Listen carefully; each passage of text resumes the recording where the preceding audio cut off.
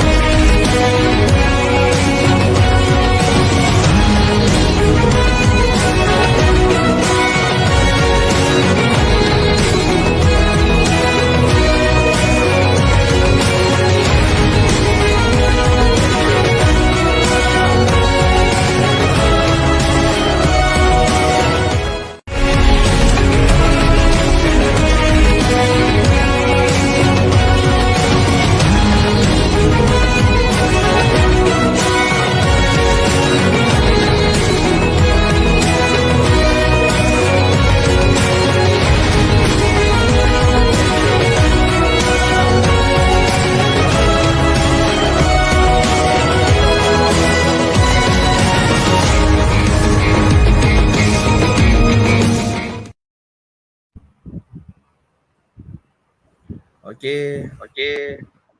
Assalamualaikum warahmatullahi wabarakatuh kepada semua sekali. Bismillahirrahmanirrahim. Alhamdulillahirabbil alamin. Wassalatu wassalamu ala asyrafil anbiya'i wal mursalin wa ala alihi wa sahbihi ajmain. Ya alhamdulillah pada pagi ini kita akan buat webinar berkaitan dengan kimpalan. Okey, untuk sedikit makluman kepada program Bina Timbalan ni kita akan bermula sebentar lagi. Jadi jika ada peserta yang belum berdaftar, pendaftaran masih dibuka lah. Dan universiti yang telah pihak kami berikan. Dan setiap kali kamu mendaftar, kita akan bagi e-sijil untuk penyertaan webinar kami. Alright. Okey, jadi bismillahirrahmanirrahim. Assalamualaikum warahmatullahi wabarakatuh dan salam sejahtera untuk semua.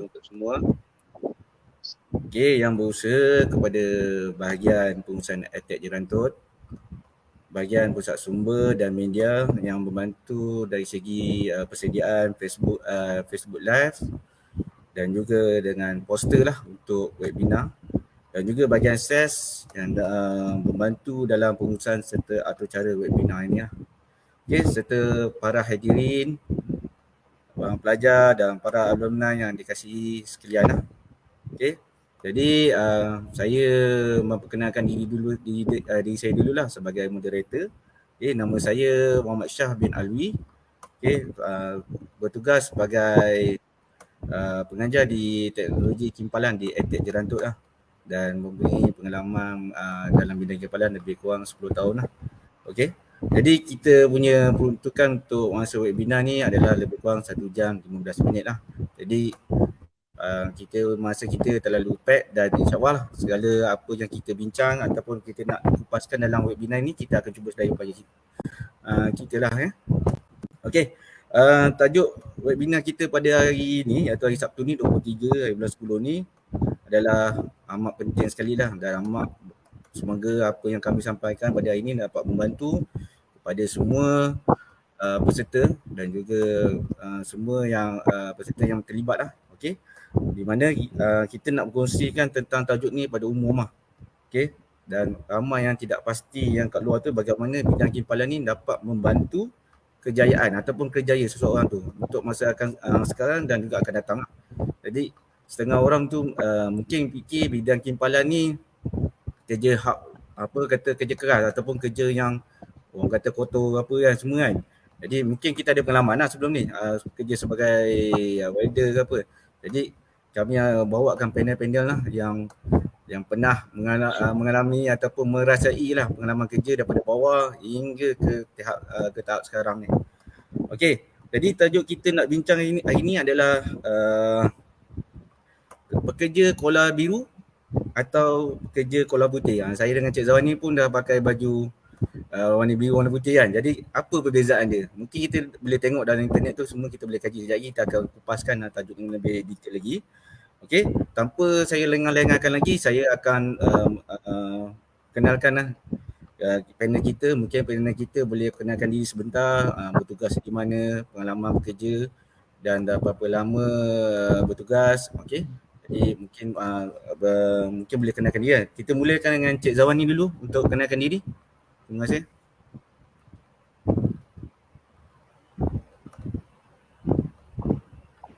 Okay, bismillahirrahmanirrahim. Cik Zawani boleh kenalkan diri. Okay, bismillahirrahmanirrahim. Assalamualaikum warahmatullahi wabarakatuh dan salam sejahtera. Okay, saya Zawani bin Ismail lah daripada Bengkel Kimpalan. Pengalaman tu saya pengalaman industri tak berapa banyak sangat lah, dalam 3-4 tahun macam tu lah. Pengalaman dalam bidang pendidikan ni lah, yang lama dalam tahun 2000 sampai sekarang dah dekat dengan 20 tahun dah. Mana sebelum ni saya berkhidmat di ILP Kuantan. Lepas tu sekarang ni dah dipindahkan ke Jerantut. Barulah tahun ni Jerantut. Jadi itu je lah secara untuk pengenalan lah. Lepas tu Cik Syah, macam mana untuk saya teruskan kata untuk kita perkenalkan satu-satu panel? Kita teruskan ke ataupun nak perkenalkan panel dahulu? Mungkin kita boleh kenalkan panel dulu lah. Okey, panel boleh kenalkan diri sebentar, sedikit je lah dalam masa 1 minit ke kenal. Okey, kita sediakan panel satu, Cik Syarul, kenalkan diri sebentar sebelum ke. Baik, Assalamualaikum semua. Nama saya Syahrul Azali bin Abi Jadid berasal daripada Kota Tinggi Johor. Jadi berumur 36 tahun. Mula cimpung dalam bidang kembalan daripada 2004 untuk SKM 1 dan 2. Kemudian saya habiskan BKM pada 2007 lah, hujung 2007. Pengalaman kerja bermula pada 2008 sehingga sekarang. Jadi di dalam roughly dalam sekitar 13 tahun di dalam bidang QC, KQC dan juga NDT. Jadi rasanya apa saja kot penandi saya. Terima kasih Cik Syarul. Okey, seterusnya kita silakan panel kedua, Cik Ridwan untuk kenalkan diri sedikit. Silakan Cik Ridwan. Okey, Assalamualaikum dan selamat pagi semua. Nama saya Muhammad Rizwan bin Aminuddin, umur 26 tahun, berasal dari Sabah. Permulaan education dari ILP Labuan, kemudian saya bekerja sebagai welder and then berhenti kerja sebab saya proceed study pergi ke EdTech Bintulu. And sekarang saya bekerja di tempat yang sekarang ni lah. Pengalaman bekerja pun belum banyak lagi. So sekarang di tempat ni sebagai Operation Coordinator and QAQC. Okey. Terima kasih Cik Ridwan. Okey, untuk pengetahuan semua sekali, okey, untuk panel dan juga kepada peserta webinar kami ni semua, okey, kita ada beberapa bahagian lah, mungkin dalam lebih kurang 5 bahagian. Jadi setiap bahagian tu kita dah pecah-pecahkan lah. Okey, jadi soalan sebarang soalan ataupun pertanyaan kita akan cubalah. Okey, mana yang soalan tu paling hampir dengan soalan kami tu mungkin kita tak akan baca, dan mungkin pada penghujung webinar ni kita mungkin ada bacalah. Mungkin ada 5 ke ataupun soalan yang mana kami cubalah. Alright. Okey, untuk bahagian satu ni adalah mengenai pengenalan kepada khusus lah timpalan yang dia ada di EdTech Jerantut. Mungkin dengan bantuan Cik Zawani sikit mungkin dia boleh explain lah. Okey, untuk Cik Zawani mungkin boleh bagikan sedikit lah pengenalan khusus kimpalan yang disediakan di EdTech Jerantut lah. Silakan Cik Zawani.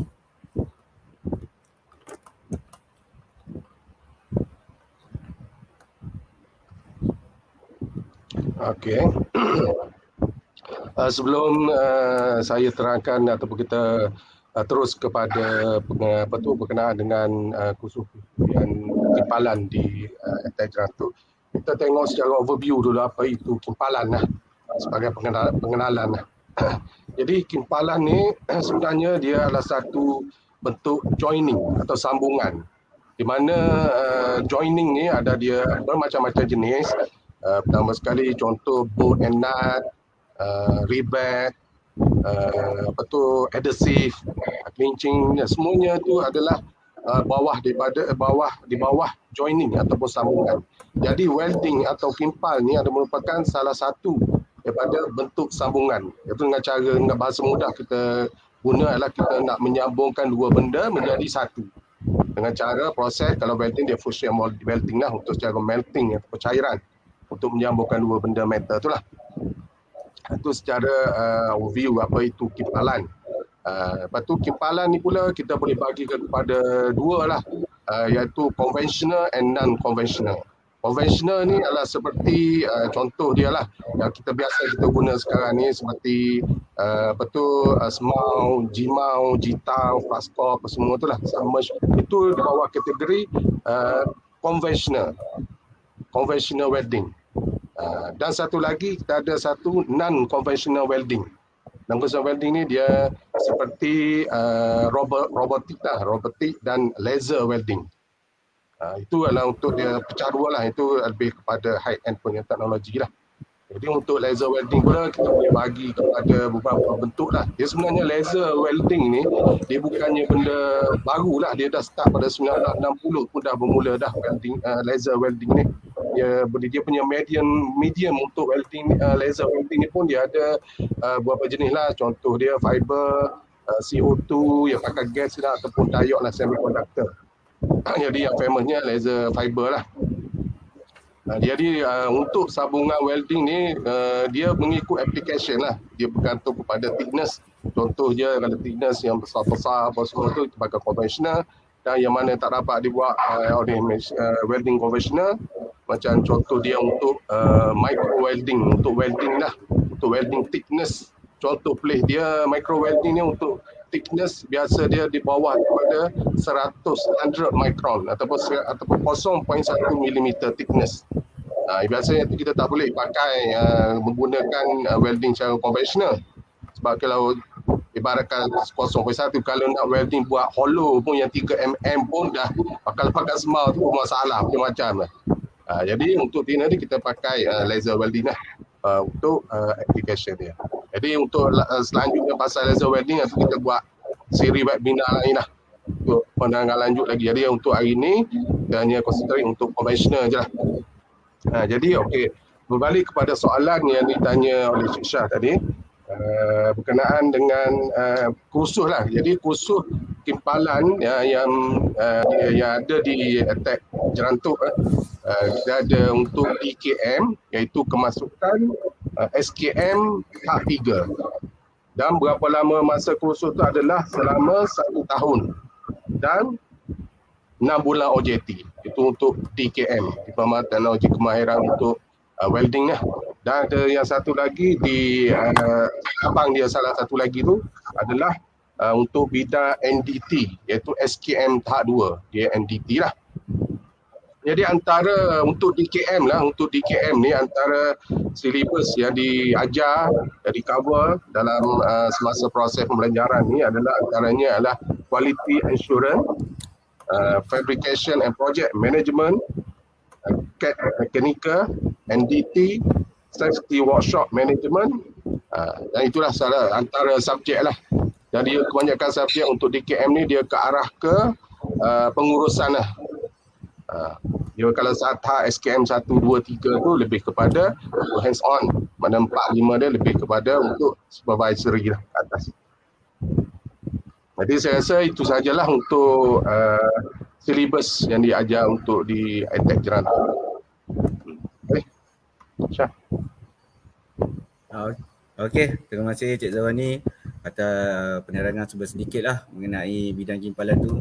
Dan mungkin kita boleh tambah sikit lagi lah dari segi CJ kompetensi yang boleh ditawarkan di attack Jerantuk. Okey. Jadi untuk ni Cik Zawani mungkin boleh tambah sikit CJ kompetensi tu apa yang ditawarkan di tempat di attack Jerantuk. Okey, CJ kompetensi macam yang itulah yang kita buat untuk DKM tu. Memang DKM tu adalah CJ daripada JPK lah untuk DKM. Lepas tu kita ada juga untuk buat green card. Lepas tu WQT. Dan kemudian kalau ada untuk lanjutan tu kita juga ada buat untuk betul, tapi itu memang kena selepas tu lah, selepas pembelajaran tu boleh sambung untuk welding inspector untuk buat C-suite 3.0 ataupun 3.1. Betul. Okey, terima kasih Cik Zawani. Jadi banyaklah apa attack Jerantuk menawarkan ada beberapa CJ kompetensi kepada semua pelajar lah. Dan kita pun ada pusat CJ NDT lah, dan trustee test untuk SKM tahap 2 lah. Jadi kita merupakan attack Jerantuk merupakan salah satu sajalah institusi pengajian awam yang ada menawarkan CJ SKM. Okey, kebanyakannya adalah swasta. Jadi pelajar yang mana masih belajar menceburi dalam bidang NDT seperti panel-panel kita ni semua pun ada bidang NDT juga. Okey, jadi di attack Jerantuk kita pun ada menawarkan CJ NDT. Okey, tanpa kita ke arah kepada panel pula lah. Kita dah terangkan sedikit tentang attack Jerantuk. Mungkin panel boleh bagi sedikit lah pengalaman dulu belajar sebelum kita masuk ke bab yang lebih serius lagi. Okey, untuk ni Cik Syarul, panel 1 mungkin ada pengalaman sikit macam mana bidang welding ni.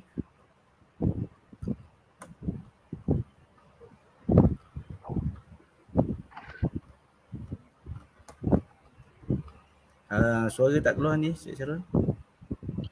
Oh, okey. Boleh dengar Boleh. Okey, kalau berdasarkan pengalaman saya sendiri, belajar bidang kimpalan daripada 2004 hingga 2007. Memang pada saya memang mencabar lah bidang ni. Bidang ni kira kalau orang yang sukakan cabaran tu memang sesuai lah. Dia bukan bidang yang kita duduk dalam tempat yang aircon selesa, tapi memang ilmu tu memang meluas, penggunaan ilmu tu meluas. Dan kalau kita cerita mungkin saya sendiri pun tak ada basic. Saya mulakan belajar bidang kimpalan tak ada basic, zero kita kata, tapi semua ilmu tu kita gain daripada tempat belajar lah, ikut lah. Jadi kalau nak cerita panjang sangat mungkin yalah, ada biasalah pengalaman pahit dan manis, tapi mungkin kalau kita pengalaman dari segi belajar tu seronok lah. Saya dapat berjumpa pada mula tu masuk dengan ilmu yang kosong, dan kita masuk, kita belajar, kita semasa dalam kita kursus belajar tu kita boleh jumpa, kita punya macam minat tu wujud dalam waktu belajar. Itulah saya boleh kongsi. Okey, terima kasih Cik Sarul. Okey, Cik Ridwan mungkin boleh bagi sedikit macam mana pengalaman belajar kimpalan ni, bidang kimpalan. Mungkin orang tengok macam berat kan, ataupun kerja dalam keadaan panas ke apa. Mungkin Cik Ridwan boleh bagi sedikit lah apa tu pengalaman belajar dia macam mana. Silakan. Okey, untuk pengalaman study welding study welding ni memang macam semua orang tahu lah, ni proses study yang challenging, yang mencabar. Sebab itulah kita berhadapan dengan habuknya, dengan panas, dengan apinya kan. So memang nampak macam best lah, tapi sebenarnya kalau bergantung lah dengan minat seseorang tu. Kalau sukakan cabaran dan ada eager untuk study pasal benda tu, insyaAllah boleh je, tak ada masalah pun. InsyaAllah. Terima kasih. Okey, jadi kita bab satu tadi, topik satu pun kita dah kupas sikit lah tentang pengenalan kimpalan tu, Cik Zawani semua. Okey, seterusnya kita akan kepada topik kedua, iaitu yang tajuk kita hari ni, yang utamalah, pengertian pekerja kola biru dan kola putih. Okey, jadi kebanyakannya mungkin ada pernah dengar kola biru, kola putih tu apa kan. Jadi dalam bidang kimpalan boleh ke kola biru, kola putih kan? Mungkin kola biru tu memang hampir 80% boleh jadi. Manakala kola putih ni mampu ke belajar kimpalan ataupun bidang kimpalan ni boleh naik ke sampai ke kola putih. Okey, Cik Zawani mungkin bagi definisi sikit lah kola putih, kola biru ni. Kalau dari segi teknikal kita. Silakan Cik Zawani sikit.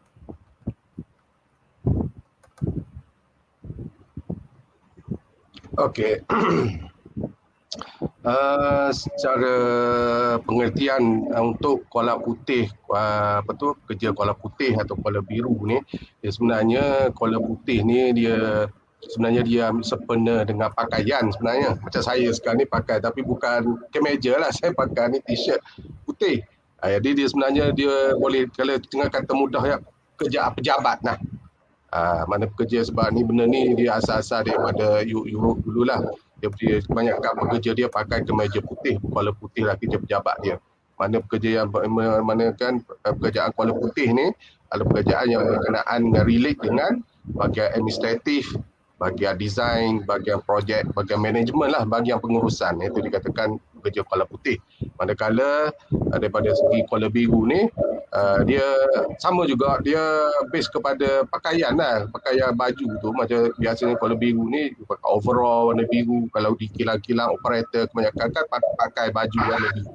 Jadi maknanya dengan kata lain tu, makna dia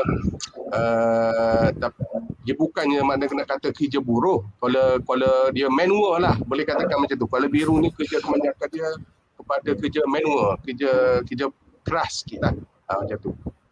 Tapi daripada segi kaji, jangan pula kita fikir kerja kola biru ni kadang-kadang kolom biru ni gaji lebih besar daripada kolom putih. Ada, terutama dalam welding. Jadi jangan kita pandang pula kolom biru ni jadi macam ni, macam kerja low class. Bukan, tak ada.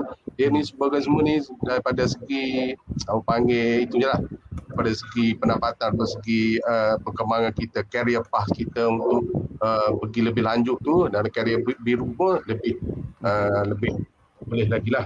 Cuma dalam welding, dalam bidang kipalan, kuala biru atau kuala putih, pada pendapat saya adalah dia dua-dua ada. Ada dua-dua ada. Combination. Dia sebenarnya kuala pun dia ada lagi jenis. Saya cerita sikit lah. Betul lah ada terbaca tu. Dia ada kuala kelabu ataupun grey. Grey kuala ni adalah combination kuala biru dan kuala putih. Gitu. Lepas tu ada lagi collar pink, baju pink. Collar pink ni biasanya untuk perkhidmatan, kerja-kerja perkhidmatan. Contoh salon, pendatar rambut, pendana rambut, lebih-lebih pada kerja macam tu lah, kerja lembut. Itu collar pink.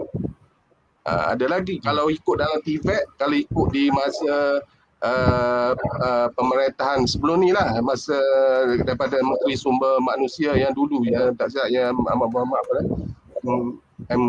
Kula Sigaran lah, itu dia bagi satu definisi baru, dia panggil kuala baharu untuk pekerja di bahagian technical vocational ni, TVET ni, dia panggil kuala baharu. Kita tahu benda tu di-implement tak tahulah. Tapi mana dia, saya fokus pada welding. Mana welding ni bagi saya dia combination, dia dua-dua boleh ada. Bagaimana kalau bahagian pada peringkat management, contoh dia lah, saya ambil contoh welding engineer. Sebab dalam welding ni kita ada welding engineer, welding inspector, macam QC, QA lah, nanti panel boleh cerita lanjut lah. Mana dia kalau welding engineer ni, antara keperluan dia ni, kalau nak jadi welding engineer ni, dia kena ada knowledge lah dalam bidang sains dan metallurgy ataupun teknologi, the good in mathematics lah. Lepas tu dia boleh design skill. Sebab kalau sebut welding engineer ni, dia lebih kepada supervise untuk welder-welder dan untuk design part-part dalam welding dan develop the welding procedure lah. Tu kerja welding engineer. Mana boleh dikatakan welding engineer ni, dia banyak duduk di bahagian management lah. Tapi dia pun kena turun juga untuk practical. Mana dia combination. Betul. Mana daripada segi dominasi kuala dalam welding lah. Mana pada pandangan saya nanti Kena boleh bagi tahulah pandangan macam mana. Tapi bagi saya dalam welding ni dia boleh, it can be both. Untuk white collar ataupun blue collar. Blue collar. Dua-dua pun boleh. Jangan jadi jenayah kuala putih sudah. Dia ada juga jenayah kuala putih. Pernah dengar kan jenayah kuala putih tu macam mana? Jenayah kuala putih tu fahamlah, banyak dalam TV ada cerita. Kita jangan jadi jenayah kuala putih sudahlah. Itulah sedikit pandangan saya berkenaan dengan kuala biru, kuala putih. Nanti panel, saya rasa panel industri lebih boleh cerita detail lagi lah pengalaman. Okey. Terima kasih Cik Zawani atas penerangan kuala biru, kuala putih kan. Jadi banyak masuk dia lah. Maksudnya pengertian kuala biru, kuala putih tu besar. Okey. Jadi kita boleh terus kepada panel lah. Mengenai kita tanya panel Cik Syarul. Adakah panel pernah bekerja sebagai pekerja kuala biru dan pekerja kuala putih? Mungkin boleh tahu bidang apa dalam berapa tahun lah. Silakan Cik Syarul dulu. Saya memang kalau ikut pada penerangan Cik Zamani tadi tu, memang saya setujulah. Memang kita ni kalau dalam bidang kipalan ni, kalau kita tanya secara spesifik kuala biru atau kuala putih ni, kita susah nak definisikan sebab dia bergantung pada bidang kerja masing-masing kan. Mungkin kat luar tu, kat market tu, kalau berdasarkan pengalaman saya sendiri, nak jadi kuala biru pun boleh, nak jadi kuala putih pun boleh. Maksudnya yang penting kita tahu ke mana hala tuju kita lah dalam bidang tu. Kalau cerita dalam bidang oil and gas, macam saya mula cuba di bidang oil and gas daripada 2010 lah. 2008 dan 2009 saya di bidang manufacturing lah, heavy industry.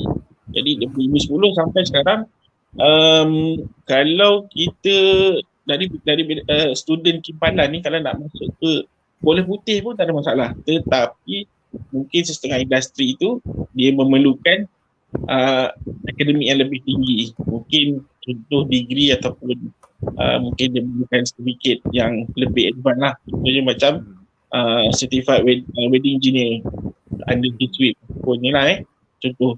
Jadi kalau kata pengalaman saya daripada 2010 di bidang oil and gas, saya mula dalam bidang NDT. Saya start NDT dulu selama 3 tahun. Kemudian baru saya start masuk semula ke QC pada 2014 hingga sekarang. Jadi kalau katanya saya, pada awalnya memang Kuala Biru lah. Kita start dengan Kuala Biru sebab kita nak start belajar daripada bawah. Kita mula timba ilmu tu daripada bawah, timba pengalaman daripada bawah. Jangan malu, jangan segan. Walaupun Kuala Biru, saya pun mula dengan bayaran yang tidak murah lah juga. Mana bayaran gaji tu agak tinggi walaupun Kuala Biru, tak ada masalah. Jadi sekitar 2017 baru saya bertukar ke management. Mungkin berdasarkan pengalaman saya, baru saya dapat mungkin kita kata macam tukar ke bidang koordinator lah. Koordinator ni satu position yang dia Kuala Putih tetapi mempunyai pengalaman Kuala Biru yang cukup lah. Mungkin kita lebih pada 5 tahun ke 10 tahun lah. Jadi kalau nak kata sekarang memang masih di Kuala Putih, tapi memang saya pun ada perancangan sendiri untuk sentiasa kita kena memajukan diri kita lah. Mungkin ambil kursus, mungkin mungkin saya ada plan untuk ambil sambilan ijazah, tengok macam mana bergantung rezeki masa. InsyaAllah. Jadi mungkin itu sajalah saya punya pandangan. Itu saja. Okey, terima Cik Syarul. Panjang lebar Cik Syarul punya pengalaman kan. Jadi memang kita hari setengah tu memang mula pada Kuala Biru kan. Okey, macam mana Cik Ridwan, mungkin Kuala Putih terus ke? Lepas belajar keluar dari terdapat jadi pekerja Kuala Putih ke macam mana? Cik Ridwan? Untuk bagi saya kan lepas waktu mula-mula habis tadi tu memang Kuala Biru dulu lah sebab masih fresh graduate kan, so kena mulakan dari bawah balik. Sebab bagi saya kalau di industri ni ambil je apa-apa peluang yang ada and start dari situ kita growing lah. Dan saya sendiri pun pernah jadi welder juga sebagai sebagai welder di company. And then dalam masa yang sama lepas tu saya jadi lama lepas tu jadi inspector, welding inspector untuk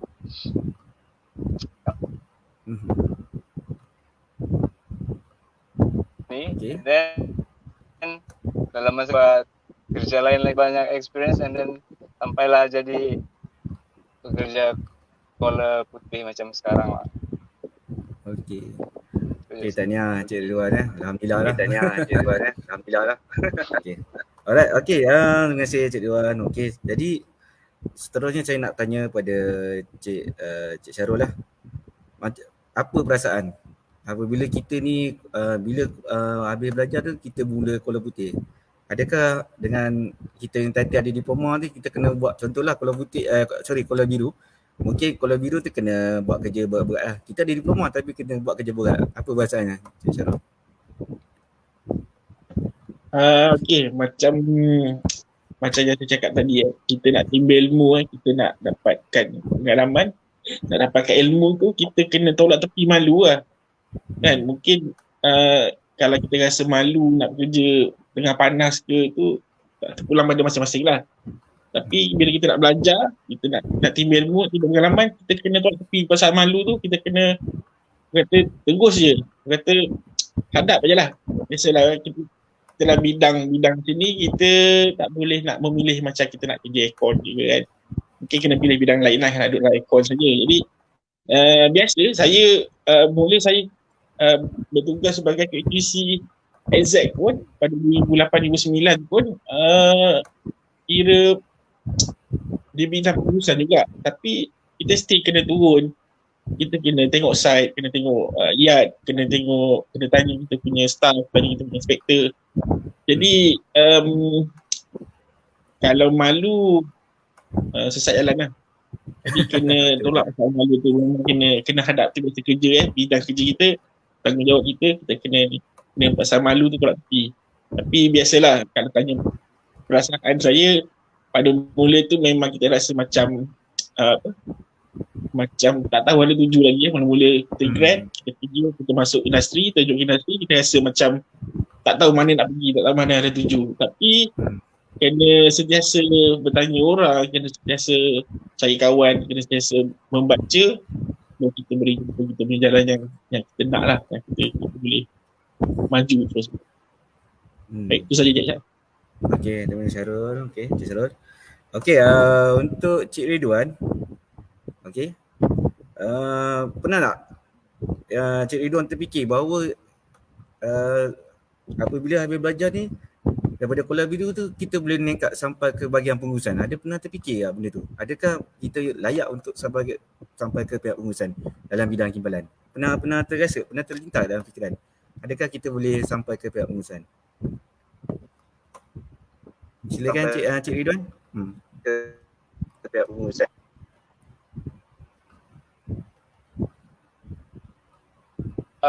Bila kita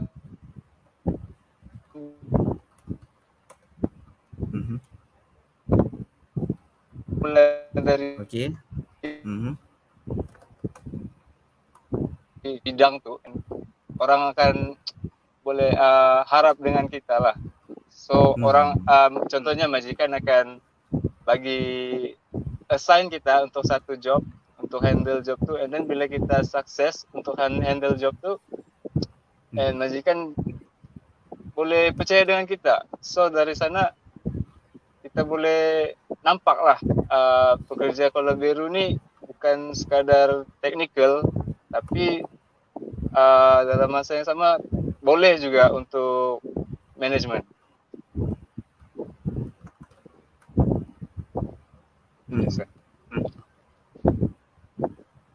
Okey. Alright, Cik Wan. Okey, seterusnya kita nak tanya moderator kita, Cik Syarul lah. Mengenai pandangan lah Cik Syarul berkaitan dengan pekerja Kuala Biru yang sudah lama bekerja. Mungkin Cik Syarul mungkin ada kenal staff yang dah bekerja sebagai helper, welder yang lebih kurang 10-15 tahun kan, daripada muda sampai ke tua.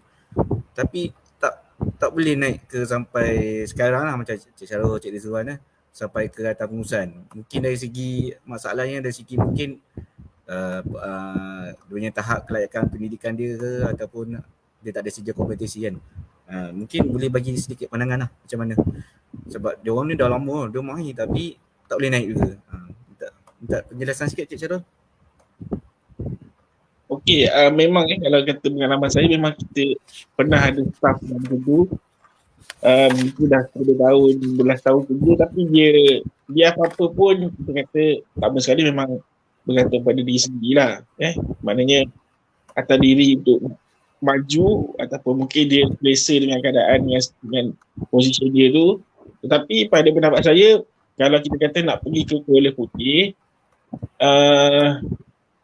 pada zaman sekarang ni mungkin boleh pergi, masih boleh pergi, kita masih boleh push untuk ke Kuala Putih sekiranya berminat dan sekiranya mampu, sekiranya boleh orang kata boleh bekerja, boleh perform lah. Mungkin akan datang mungkin lebih mencabar dan lebih demanding, mungkin perlu ijazah atau apa, tapi pada pendapat saya memang sebenarnya atas diri sendiri untuk nak push untuk pergi ke tu, berminat atau tidak, kemampuan diri itu ada ataupun tidak lah. So sebenarnya atas diri sendiri. Ada je kawan-kawan saya yang di title engineer tapi memang memegang diploma kimpalan, tapi masih boleh bekerja dan boleh bekerja dengan baik. Mungkin atas rezeki dia, mungkin dia boleh terus lagi naik pangkat, bergantung pada dia lah untuk rezeki dia. Tapi pada saya tak ada masalah. Maksudnya atas kemahuan diri, atas kemampuan diri. Boleh tak boleh? InsyaAllah. Okey. Terima kasih Cik Sarul. Okey, seterusnya saya nak tanya Cik Ridwan. Bagaimana perasaan Cik Ridwan lah bila mendapat bekerja sebagai, sekarang ni kira Kuala Putih lah dari segi golongan profesional lah. Okey. Sebelum ni kita buat welder. Jadi sekarang ni Cik Ridwan dah kira macam golongan profesional juga lah, sebagai quality checker apa tu, welding inspector kan. Okey, jadi macam mana, apa perasaannya? Adakah tanggungjawab tu berat ke, ataupun berasa wah berjaya, kehidupan kita dah berjaya satu tahap yang lebih baik ke? Cik Ridwan boleh bagi sikit pandangan sikit bagaimana dah tergolong dalam golongan profesional lah, mahir juga. Silakan. Okey, perasaan bila sudah jadi pekerja Kuala Putih ni memang excited lah, sebab first ialah sebab gaji lah kan lagi better daripada yang sebelum ni. And then dalam masa yang sama saya rasa macam burden juga, sebab ada tanggungjawab yang lagi besar yang dibagi. So kalau contohnya macam untuk job, sekiranya ada apa-apa masalah, saya yang kena. So di situlah dia punya tanggungjawab. Di situ kena ni lah, perform bagus, perform dengan bagus lah.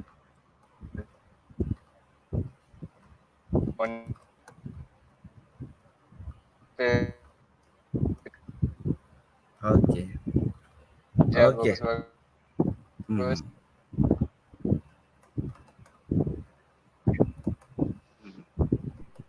Okey Cik Wan.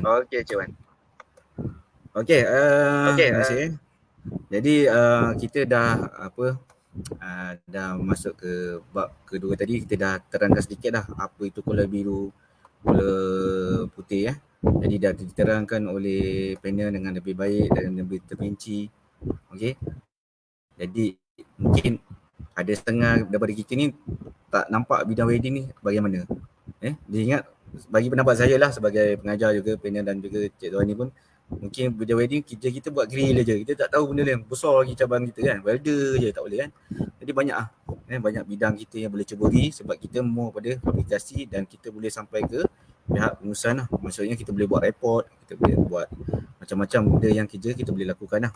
Okey, jadi untuk kita masuk ke topik ketiga, iaitu pengalaman dalam sektor pengurusan ataupun profesional lah. Okey, saya mungkin terus kepada panel lah. Saya terus kepada panel. Bolehkah panel jelaskan bagaimana pendekatan kerjaya dapat dilaksanakan dengan lebih terperinci? Mungkin Cik Syarul boleh terangkan dalam masa berapa tahun tu apa yang Cik Syarul terlibat lah dalam untuk bagi meningkatkan lagi segi orang kata kita punya kerjaya kita lah. Okay, setengah orang tu mungkin yalah sekarang kita dah ada zaman orang kata internet semua dah ada, jadi mungkin ada pelajar tak tahu apa benda nak buat. Mungkin ada sikit idea ataupun pengalaman Cik Syarul apa yang boleh buat selama 13 tahun sebagai bekerja ni. Terima kasih. Cik Syarul silakan. Okay, kalau tanya saya, mungkin pendapat saya.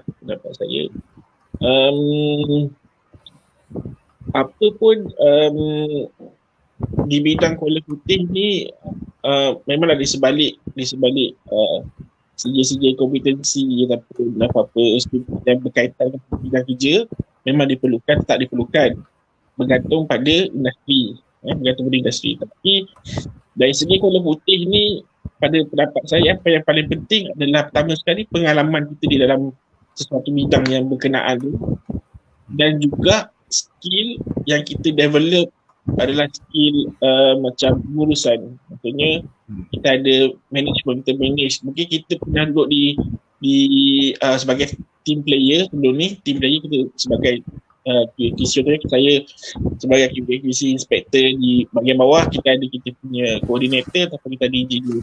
So bila kita dah bekerja lama di bidang tu, kita tahu macam mana nak menguruskan kerja dan orang. So tu antara skill yang kita kena gain masa kita bekerja lah. Sepanjang kita bekerja, kita dapat ilmu, kita dapat pengalaman, kita gunakan skill tu untuk pengurusan. So di sebalik tu lah, kita lepas balik, di sebalik pada kita memerlukan sijil-sijil yang berkaitan, sijil kompetensi, kita perlu juga skill yang tak dapat kat luar sana, tak dapat di dalam mana college ataupun pusat skill development. Itu adalah skill pengurusan. Kita kena gain sendiri, kena cari sendiri dan kita dapatkan dengan sendiri lah, menggunakan kreativiti kita untuk menguruskan kerja dan orang. Maksudnya kita kena berani mencuba lah maksudnya. Maksudnya kita berani boleh mencuba. kata macam tu. Antaranya mungkin kena berani mencuba, kena berani untuk kita membuat keputusan, antaranya membuat keputusan, dan juga kita berani, contoh kalau macam kita ada customer, kita ada klien, kita kena berani berjumpa, berdepan. Itu antara juga skill-skill bola putih yang kita tak dapat belajar kat luar. Kita kena bekerja dan kita kena dapatkan ilmu dan skill tu dalam masa kita bekerja. Okey, terima kasih Cik Syarul. Okey, untuk Cik Ridwan mungkin boleh bagi sedikit macam mana untuk pendekatan kerjaya tu? Adakah perlu memang, adakah ada perkara ataupun ada job yang perlu kita buat ya sampai layak untuk naik ke kerja kolam putih lah?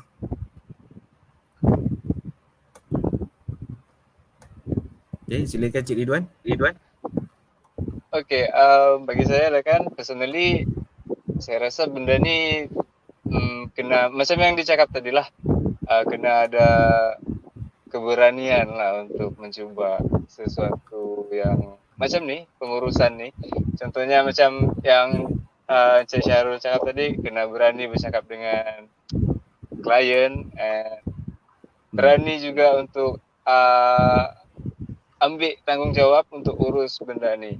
Sebab bidang pengurusan ni bukan setakat suruh-suruh orang macam tu je, dia ada tanggungjawabnya yang kena dipikul lah.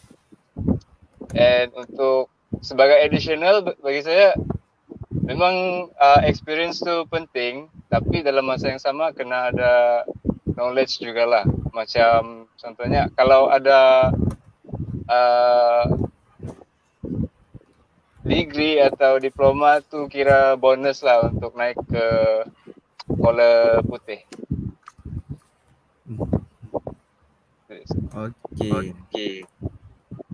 Okey, Cik Wan, sebelum kita ni, berapa lama ke masa untuk Cik Ridwan meningkatkan kerjaya tu? Adakah masa dalam setahun tu kita dah boleh naik ke sampai pengurusan ke berapa? Untuk saya lah kan, sekejap Okay. Masa yang saya ambil untuk naik ke bahagian pengurusan dalam masa mungkin setahun 2 tahun jugalah, sebab mungkin rezeki lah kan.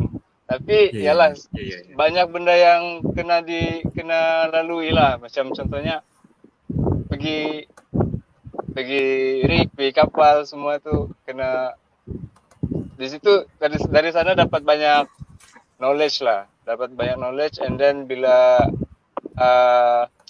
bercakap dengan manajemen pun boleh senang kita mau fahamkan dengan manajemen macam mana situation, and then dari sana manajemen pun tahu yang kita tahu pasal benda tu. So dari situ saya dapat dinaikkan lah jadi manajemen untuk bantu pihak manajemen di company. So dari segi knowledge kita pun perlu kan, jadi bila ada knowledge tu kita dapat membantu company dan company pun confident dengan kita lah, dan insyaAllah betul naik ke golongan untuk profesional ni. Okey Cik Wan, terima kasih. Okey, seterusnya kita bertanya kepada Cik Syarul. Berdasarkan pengalaman kerja selama kerja lebih kurang berapa, 13 tahun 15 tahun tu, apakah sijil kompetensi yang diperlukan lah untuk bidang kita ni, bidang himpunan. Mungkin ada setengah pelajar tu dia pun tak tahu apa benda dia nak ambil. Bila kita ter-explain NDT, wedding inspector, mungkin dia rasa perlu ke? Sebab kos tu mahal kan. Jadi dari segi pendapat Cik Syarul macam mana? Apakah saja kompetisi yang paling berguna lah masa kita bekerja ni dalam bidang kita? Silakan Cik Syarul.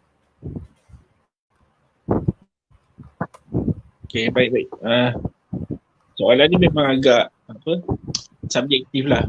Subjektif maksudnya pertama sekali memang bergantung pada setiap individu tu lah. Maksudnya apa yang dia target. Tapi apa-apa pun, apa saja CJ kompetensi yang kita nak buat, ini juga kelulusan akademik yang kita nak, yang kita target, dia bergantung juga pada bidang ataupun industri yang kita cebur lah. Bergantung pada industri dan bidang. Mungkin kalau mungkin ada student tu dia diploma kipalan, tapi dia memang keluar bekerja tu dia memang minat untuk jadi welder, dan dia nak jadi, mungkin target dia nak jadi welding specialist.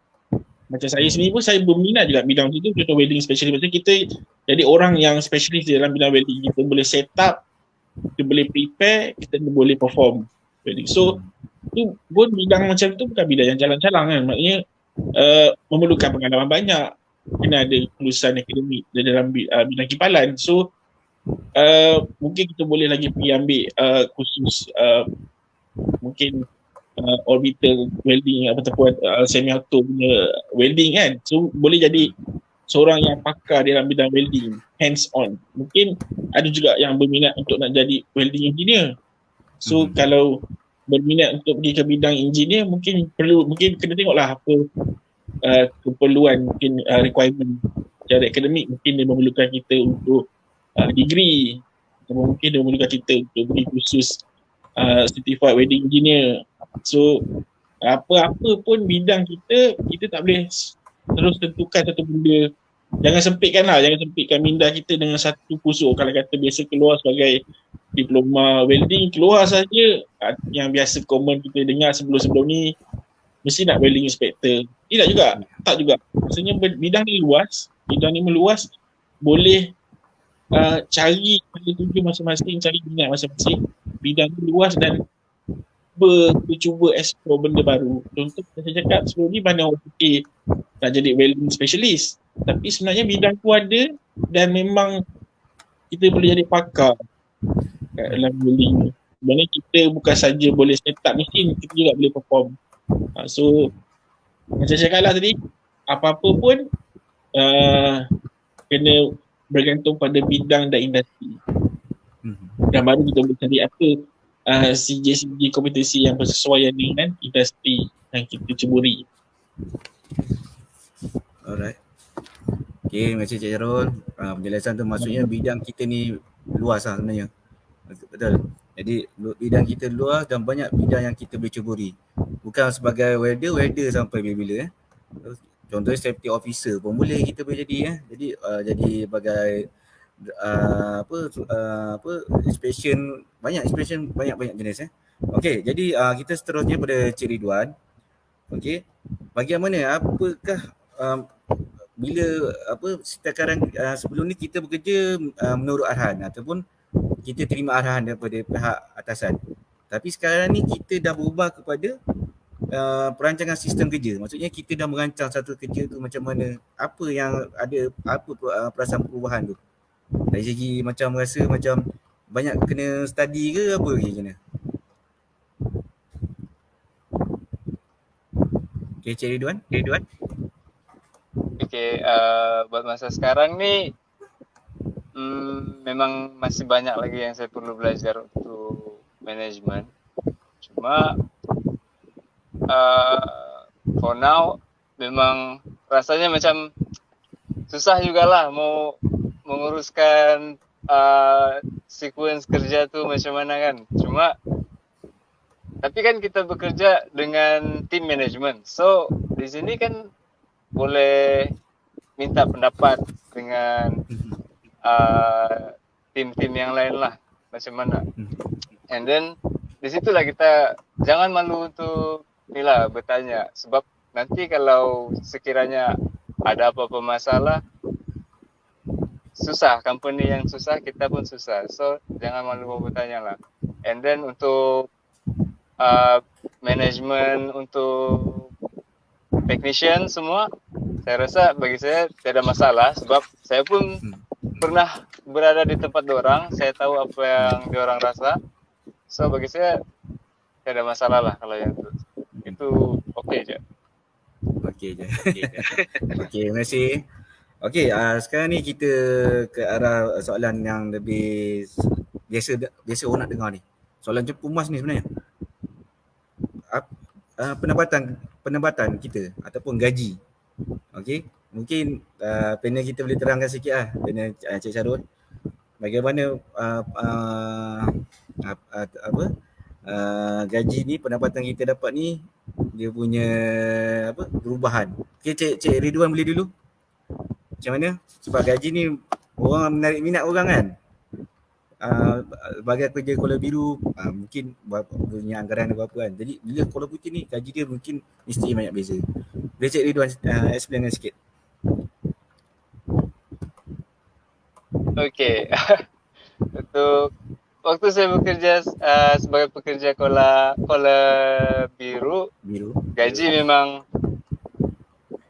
ada bukan kurang lah, macam tidak terlalu tinggi macam yang sekarang sebagai pekerja Kuala Putih. Tapi sebenarnya benda ni bergantung dengan company lah. Kalau company lebih memandang skill, mungkin pekerja Kuala Biru gaji lagi besar daripada pekerja Kuala Putih. Tapi untuk sekarang ni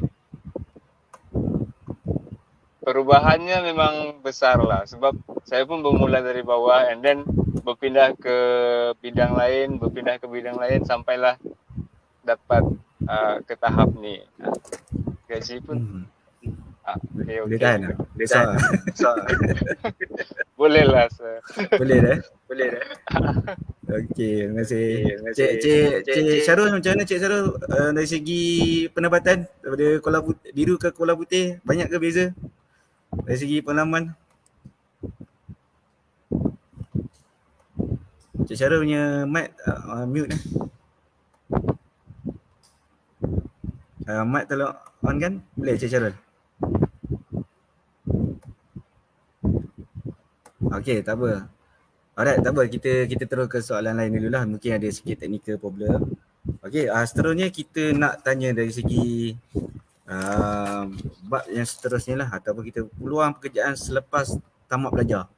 Okey, jadi saya faham kadang kita sebagai pengajar pun sebelum ni pun kita nampak kadang pelajar ni dia macam tak tahu lagi dia punya hala tuju kan.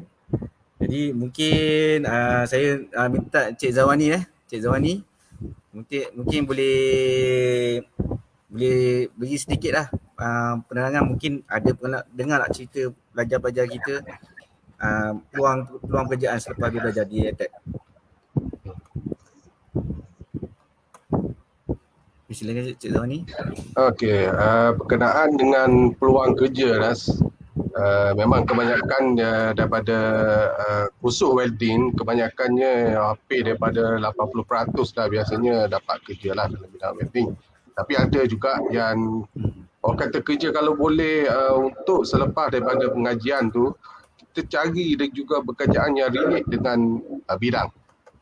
Sebab ada juga yang kerja kat tu keluar, terus pergi kerja KFC jadi kerja kedai makan, ada. Jadi memang kalau mana pengalaman kita, kalau kita daripada situ memang akan menjadi kurang lah. Mana seboleh-bolehnya selepas berkeluar daripada belajar, selepas OJT, tu memasuki bidang yang sama dalam bidang kita. Kalau bidang welding tak kira, asalkan di dalam bidang kipalan, bidang welding lah. Sebab baru kita nak ambil experience kita tu, kita tak dapat semasa belajar. Keseluruhannya semasa belajar ni walaupun kata sebagus mana pun pusat pengajian itu, dia tak akan sama pengalaman kita belajar dengan di luar, di industri, di site, di tempat kita kerja. Kerana pengalaman sebenar kita yang akan dapat adalah di tempat kita bekerja.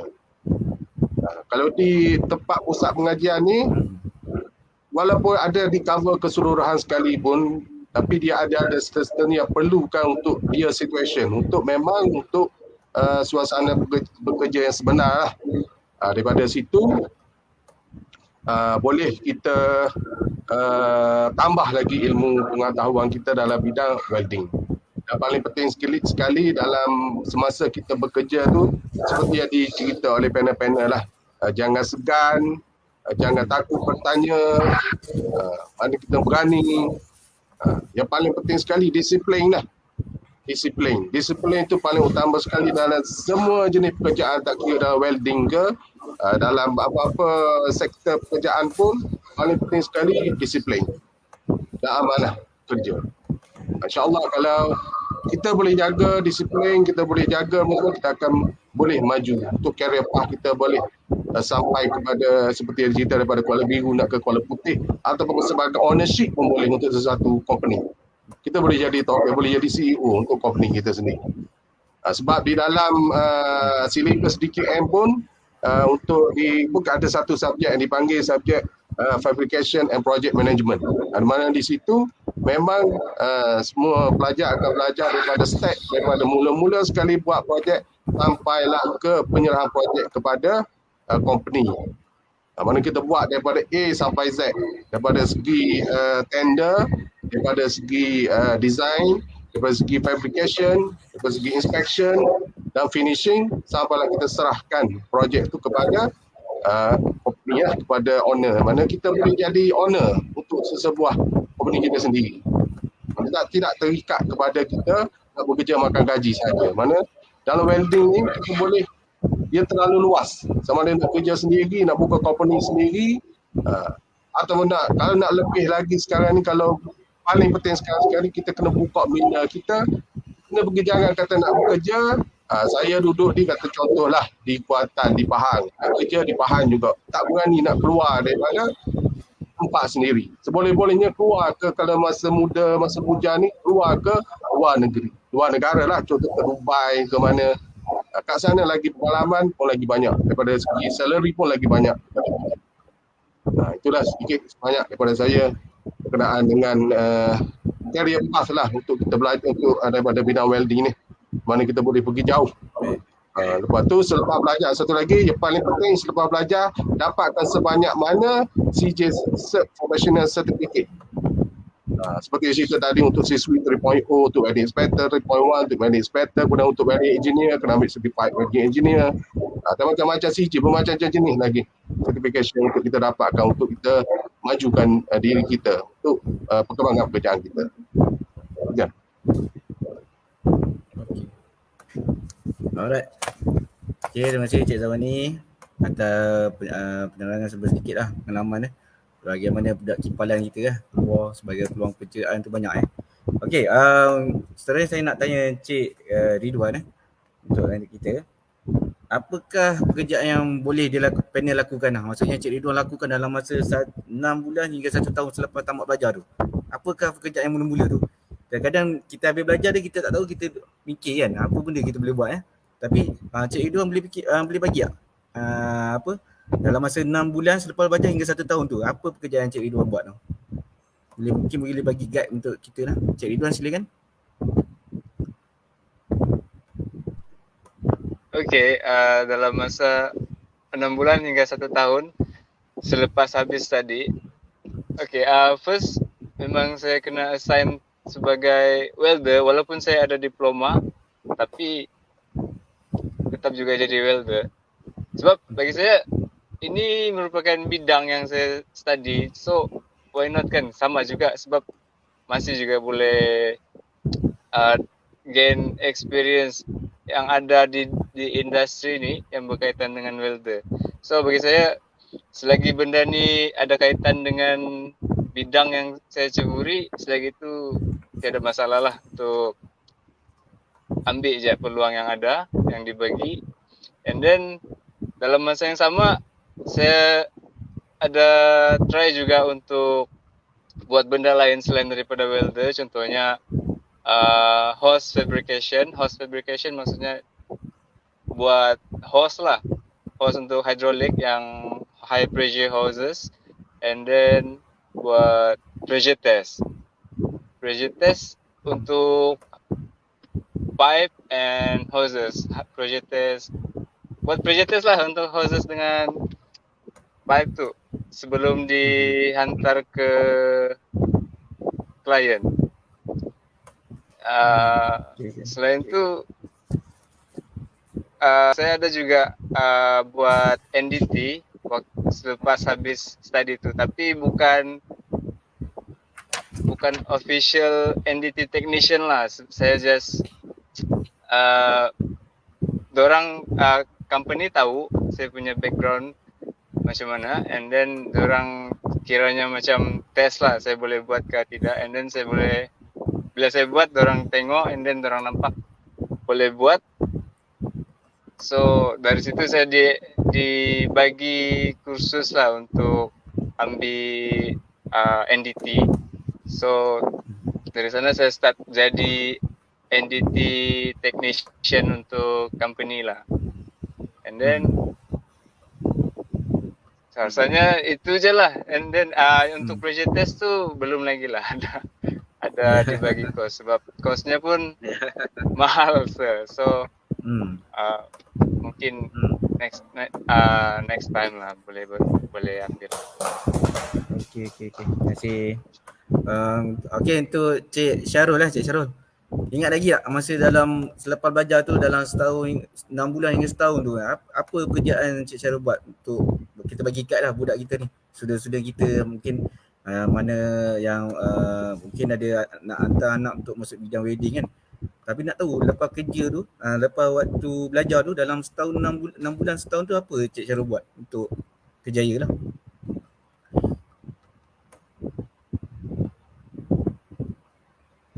Okey.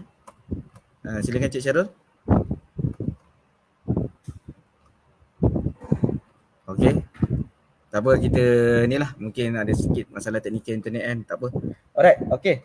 Cik Ridwan, masa memang main peranan. Betul. Masa memang main peranan dalam kita punya kerjaya, kita punya life kita. Alright. Jadi bilakah masa yang paling Cik Ridwan rasa sesuai lah seorang, okey kita dah kerja Kuala Biru ni dalam masa setahun 2 tahun.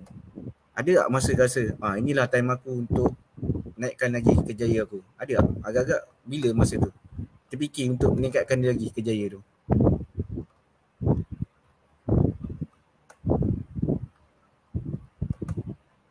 Okey, Cik Ridwan. Okey, sebenarnya untuk improve diri sendiri ni tidak kira lah bila rasamu, sebab bagi saya kita memang sentiasa kena fikir untuk improve diri sendiri. Kalau kita rasa macam tunggu masa yang sesuai untuk improve diri sendiri, saya pun dah sure lagi bila. So bagi saya better kita fikir, keep in mind yang kita ni di dalam hidup ni kena sentiasa cuba untuk improve diri kita supaya kita boleh jadi yang lebih baik. So maksudnya kalau kita di dalam apa-apa situation, kita dalam apa bidang sekalipun, kita kena bagi yang terbaik lah. Kita bagi yang terbaik, and then kita cuba untuk bagi lebih lagi dari apa yang kita boleh buat. Okay. Alright. Okay. Seterusnya kita nak tanya tentang bagaimana mungkin Cik Syarul masih masalah internet lagi. Macam bagaimana penerimaan ataupun orang yang dah lama bekerja dalam bidang wedding kan, macam Cik Ridwan mula-mula masuk kan, muda lagi, baru habis belajar, tiba-tiba jadi sebagai bahagian pengurusan. Ada tak rasa macam dari segi penghubungan ataupun arahan kerja tu mudah tak rasa bila dah jadi sebagai pengurusan ni?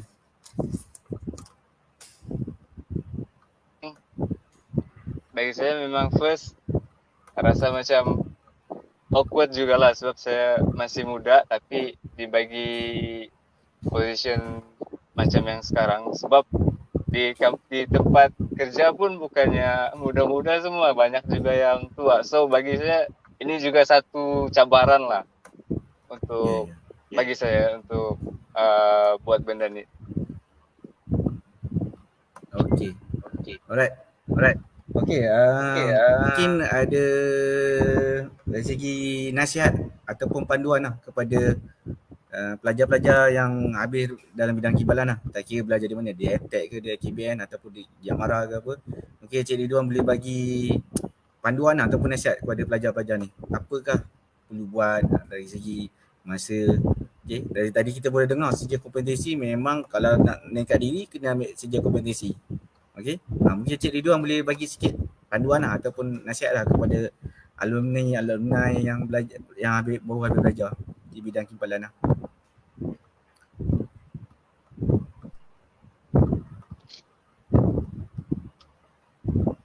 Okey.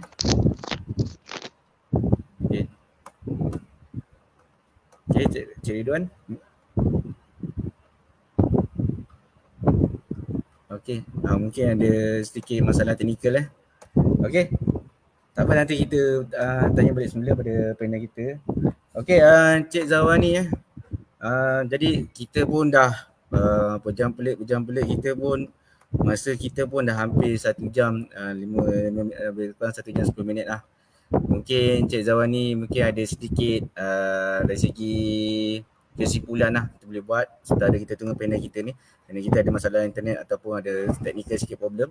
Okay, Encik Zawani boleh bagi sedikit kesimpulan lah daripada apa webinar kita, sebab penting yang tajuk hari ni kita nak bagi tahu kepada pelajar-pelajar semua bahawa peluang kerjaya kita ni besar, bukan sebagai welder, bukan sebagai helper ataupun sebagai fire watcher. Banyak bidang kita boleh ceburi kan. Mungkin Encik Zawani boleh bagi nasihat atau bagi panduan lah pada pelajar-pelajar ataupun mungkin ada ibu bapa nak tahu apa tu bidang welding ni sebenarnya kan. Adakah anak dia bila masuk bidang welding ni ada berkejaya yang baik. Okey, Encik Zawani silakan. Okey. Sebenarnya berkenaan dengan bidang welding ni seperti yang kita bincang sebelum ni lah. Mana bidang welding ni dia kipalan ni mana dia terlalu luas. Mana kita tak boleh katakan hanya welding ni, kebanyakan sekarang mana pandangan orang sebelum ni lah. Mana kipalan ni hanya kerja macam kerja orang kata kerja penat lah, berpanah, berpeluh, berpanah. Mana orang ingat macam tu saja welding, as a welder saja. Mana dalam masa di zaman sekarang ni welding, dalam bidang welding ni kita dah boleh berkembang ke bercabang, dia punya branch dah macam-macam. Kita boleh pergi jalan daripada segi kerja makan gaji sampai kita boleh jadi ownership untuk sebuah company. Seperti yang saya ceritakan di maklumkan awal tadi. Mana sekarang dulu kita lebih kepada conventional welding, tapi sekarang pun kita dah kepada peringkat non-conventional, seperti yang saya cerita pasal laser welding. Mana mungkin kita di Malaysia ni mungkin masih belum kata kurang sikit dah pendedahan berkenaan dengan laser welding ni. Sebab laser welding ni lebih kepada high teknologi lah. Dia bergantung kepada application, penggunaan sesuatu benda. Contoh saya bagi tahu untuk laser welding ni, untuk laser micro welding apa semua ni, dia application dia untuk kepada MEM, micro electromechanical system. Contoh dengan kata mudah, mechanical system ni dia macam chip lah, dia macam chip di dalam sesuatu komponen elektronik untuk pergigian untuk dental dalam dental untuk proses untuk operasi gigi, untuk penggunaan sebagai braces ke ataupun untuk di dalam human, dia punya biomedical, dipanggil biomedical. Untuk buat stent jantung pun perlukan micro welding. Dan salah satu lagi paling penting sekarang ni untuk bateri EV electric car juga memerlukan micro welding. Mana thickness untuk membuat hydrogen fuel cell. Hydrogen fuel cell ni penggunaan kereta sekarang lebih kepada untuk awareness for environment lah. Mana kita menggunakan hydrogen fuel cell. Hydrogen fuel cell tu dia satu komponen, lepas tu dalam tu ada part dipanggil plate ataupun bipolar plate. Bipolar plate ni thickness dia bawah daripada 0.1 lah mm. Jadi terlalu nipis. Jadi kita akan nak combine ke benda tu dengan satu dipanggil stacking tu. Satu-satu tu memerlukan laser micro welding. Sebab tu saya kata kalau untuk next nanti kita boleh cerita direct dan saya boleh panggil yang memang expertise dalam bidang untuk laser micro welding lah. Mana kita masih dalam peringkat di Malaysia ni masih dah ada banyak dah juga, tapi kita belum betul-betul ni lagi, kita lebih kepada konvensional lagi lah. Sebab kita bergantung, sebab di Malaysia ni kita bergantung kepada application untuk macam konvensional ni lebih kepada untuk di sistem pipeline apa semua lah. Jadi mungkin untuk next lagi kita akan cuba untuk buat lebih lagi dalam bidang untuk high end teknologi lah, high teknologi. Lepas tu dalam welding ni saya kata benda ni terlalu luas, macam-macam boleh. Cuma yang penting kita berani belajar, sanggup belajar, kita untuk meningkatkan diri kita sendiri, ambil seboleh-bolehnya, ambil sebanyak mana yang dapat, walaupun dah memang untuk professional certificate untuk dalam welding ni agak mahal lah. Contoh dalam untuk switch apa semua tu kata ada RM5,000 ke atas lah punya cost. Tapi walau bagaimanapun semua certification yang kita dapat ni, yang kita ambil ni, dia punya value dia memang amat bernilai lah. Sebab kita bukan boleh saja guna untuk di Malaysia, malah kita boleh guna untuk international. International atas semua. Okey. Itu sajalah pada saya secara ringkas. Okey, macam Izwan ni, jadi kita dapat satu dengar micro welding kan. Jadi sebelum ni kita tak pernah pun micro welding apa kan. Jadi bila Cik Zawan ni terang, dia pun menyambung belajar untuk meningkatkan kerjaya dia. Jadi ada benda-benda yang welding ni memang memerlukan kepakaran, memerlukan teknikal yang tinggi lah. So bidang kita ni insyaAllah kita meluas. Cuma dari segi keberanian kita, dari segi kita sanggup tak kita mencabar diri kita untuk meningkatkan kerjaya. Mungkin kalau kita tak sanggup, mungkin kita rasa tak confident, kita tak boleh nak buat apa. Tapi bila kita sanggup, insyaAllah kita akan berjaya lah. Okey, seterusnya kita akan masuk dalam bab soal sedikit lah, soal ni. Saya pun tengah buka daripada Facebook, jadi ada beberapa soalan yang untuk panel lah. Mungkin salah satunya daripada Cik Wira Lela lah. Boleh beritahu tak figure sebenar untuk gaji lah. Cik Ridwan mungkin boleh untuk bagi kita motivate pada budak ni. Okey, mungkin tak boleh nak bagi segan nak bagi tepat tak apa, tapi anggar betul-betul tu agak-agak berapa dari segi gaji. Mungkin daripada mula tu kerja berapa ribu, 1,000 ke. Lepas tu sekarang ni anggaran paling hampir tu berapa Cik Ridwan? Mungkin boleh bagi sikit, kita nak bagi motivate budak kita ni supaya bidang ni kita budak besar dunia pendapatan dia dan kita perlukan kerjaya yang baik ni lah. Mungkin Cik Ridwan boleh bagi sedikit.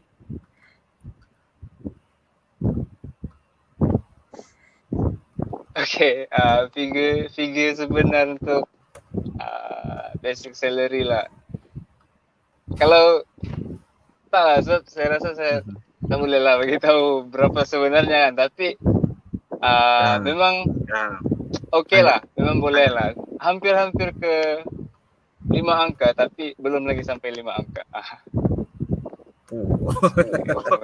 Hampir kepada 5 angka ya.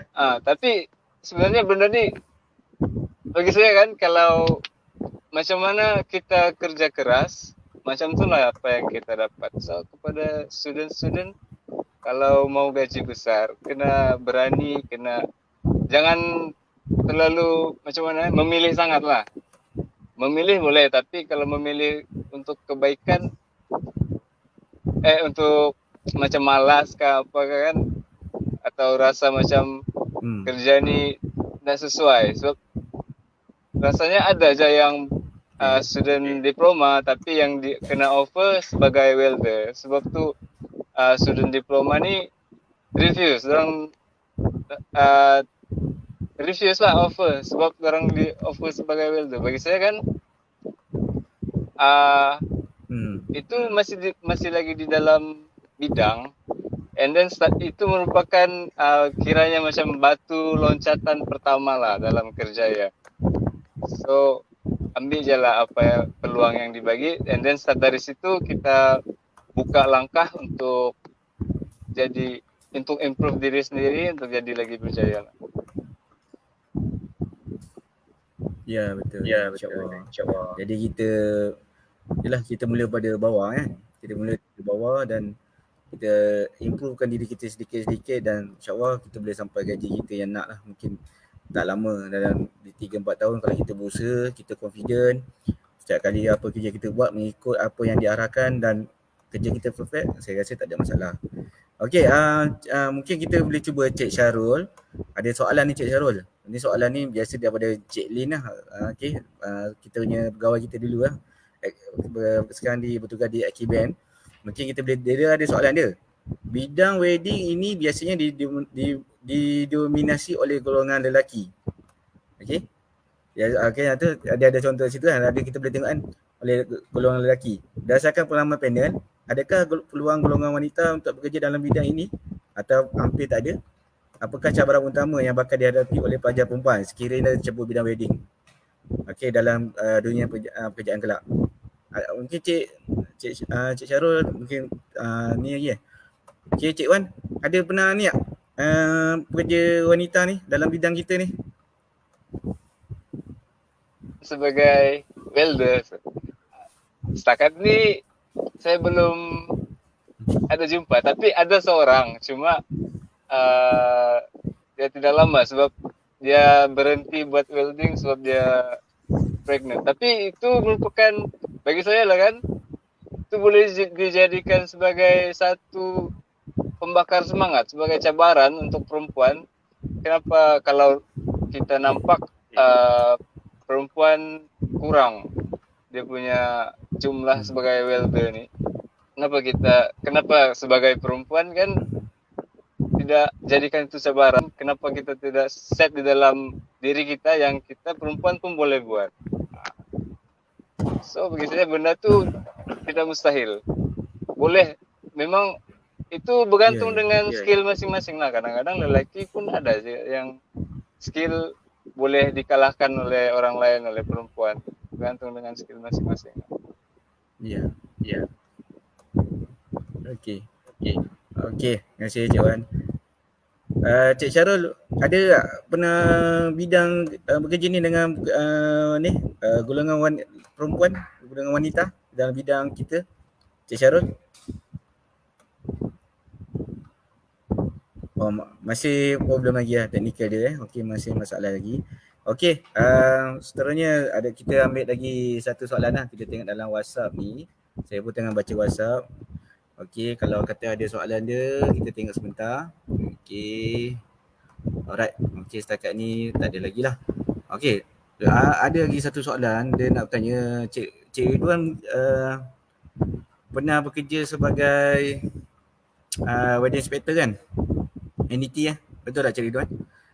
Betul. Jadi apa job scope sebenarnya? Sebab ada soalan kita daripada pelajar kita bertanya, apakah job scope NDT yang kerja? Adakah dia bekerja sebagai check fabrication ke ataupun check structure welding aja? Macam mana? Boleh tak bagi job scope NDT yang bila Cik Ridwan pernah bekerja lah?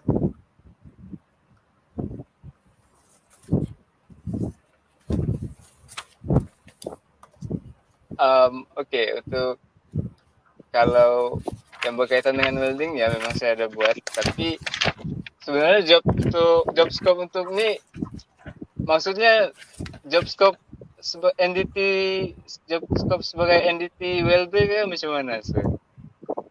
Macam tu lah. Kalau kita tengok dia NDT welder. Job scope, pengalaman saya lah kan, kita kena make sure benda tu tiada defect yang boleh membahayakan activity lah, job activity. Contohnya kalau sekiranya weldman ada masalah, kita sebagai NDT yang buat inspection pada weldman tu yang akan kena. So kita kena buat inspection dengan teliti lah. So make sure tiada apa-apa defect yang boleh membahayakan, contohnya explosion ke atau burst. Sebab kalau di oil and gas, kebanyakannya benda-benda yang pipeline apa semua ni kan dia kadang-kadang digunakan untuk high pressure.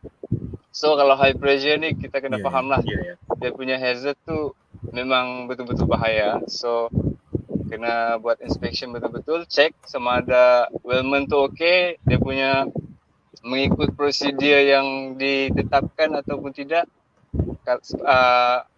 Kalau tidak kita kena siasatlah benda tu, kenapa macam ni kan. Kita sebagai NDT technician, sebagai inspektor, kita boleh reject je benda tu. Sebab kita ada valid reason kenapa kita perlu reject benda tu, untuk safety semua orang. Betul. Okey, terima kasih Cik Ridwan atas penjelasan ataupun job scope dah NDT dan juga okey, jadi kita dah sampai ke penghujung lah. Kejap je masa, walaupun banyak lagi bidang yang soalan saya yang kita skip kan, sebab masa kita nak pack supaya kita sampaikan kepada peserta-peserta webinar ni apa itu kerja Kuala Putih dan apa itu kerja Kuala Biru, dan seterusnya peningkatan kerjaya tu boleh berlaku dalam bidang kita, bidang kimpalan.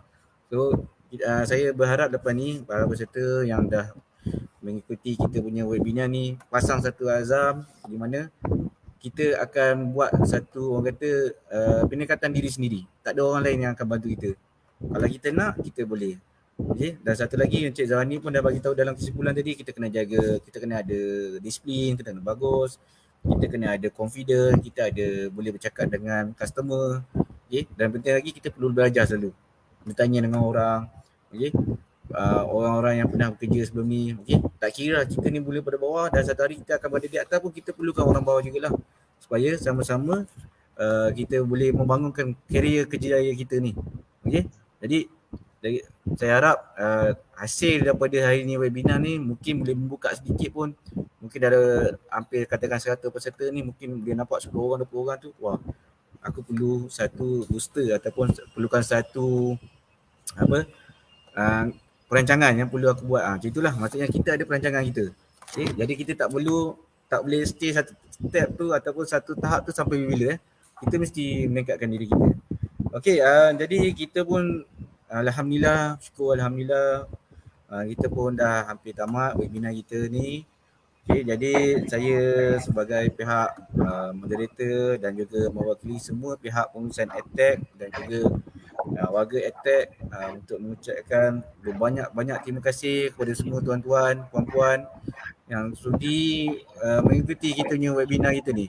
Okey, mungkin kita tak adalah nak cakap terlalu besar apa kan, cuma kita penggosian ilmu lah bersama dengan panel-panel kita yang dulu dah pernah belajar kimpulan, dan saya cari dia orang semula dan alhamdulillah dia orang pun dapat membantu kami untuk menerangkan kepada tuan-tuan semua, alumni yang pernah belajar di EdTech ataupun di mana-mana saja kan.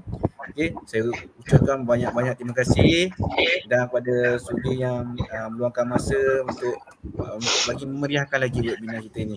Okey, jadi akhir kata saya ada serangkap pantun lah. Walaupun muka garang sikit lah, kasar lah, tapi ada pantun sebenarnya. Mungkin ada pelajar kenal saya ni macam mana Encik Syah ni, tapi saya ada pantun untuk semua sekali. Mungkin Encik Syarul kita dah lama tak jumpa kan. Okey, jadi saya ada serangkap pantun lah. Dari mana asalnya usah diusul, molek budinya menambat hati.